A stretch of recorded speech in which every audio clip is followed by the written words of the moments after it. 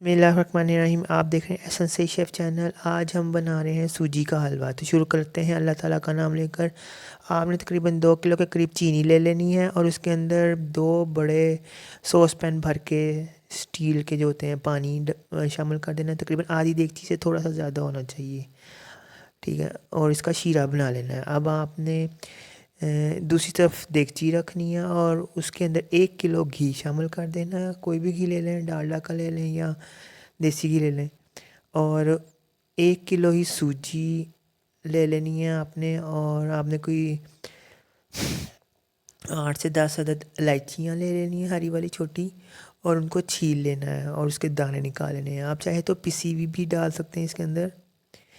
जब ये घी मेल्ट हो जाए गरम होके, तो फिर आपने इसके अंदर इलायची के दाने शामिल कर देने हैं और इसको 1 से 2 मिनट भून लेना है। अब इसके अंदर आपने 1 किलो के करीब सूजी शामिल कर देनी है। याद रहे 1 किलो घी है तो 1 किलो सूजी शामिल की जाएगी। और इसी तरह इसकी डबल चीनी जाती है, ठीक है।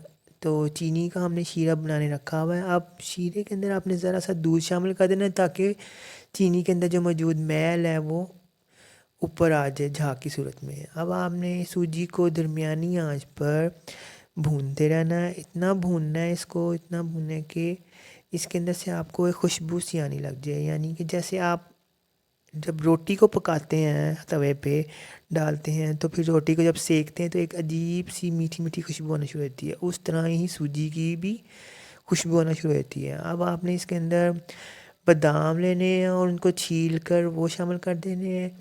अब जब इसमें खुशबू आना शुरू हो जाए तो आपने जो शीरा बनाया है, गरम गरम शीरा, वो इसमें सारा शामिल कर देना है।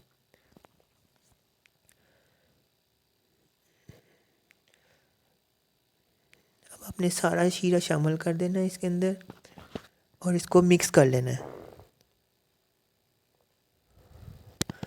अब आपने इसके अंदर एक खाने का चम्मच केवड़ा वाटर वो शामिल कर देना है और इसको दम दे देना है कि 5 मिनट के करीब दम दे देना है ताकि जो सारा शीरा है वो जज़ब हो जाए और ऊपर घी आ जाए।